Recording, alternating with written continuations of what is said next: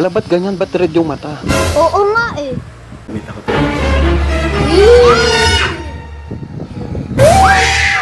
Ba't ang sasamahan yung tao? Adit. What is up mga kuya? Check nyo to, nahuli kong mantis. Common lang siya na praying mantis. Lagi natin to nakikita sa mga halaman. Super common dito sa Philippines. Pero may napansin ako na something weird sa isang to. Mostly kasi sa mga nahuhuli kong mantis dati ay color green ang mga mata nila. Or kung hindi man, kakulay ng katawan nila. Kaya naman natuwa ako sa isang to. Wait ako.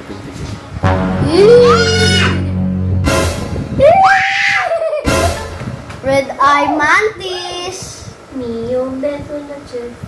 Tingin ka doon sa camera. Tingin ka. Ayan. Pero lang yun mga kuya. Kaya kulay red ang mata ng isang to ay dahil gabi ko siya nahuli. Tama! Nagbabago ang kulay ng mata ng mga mantis paggabi. Gumaganda kasi vision nila paggabi. Kakakita sila kahit super na dilim. Night vision! Napakaangas! Now you know, thank you!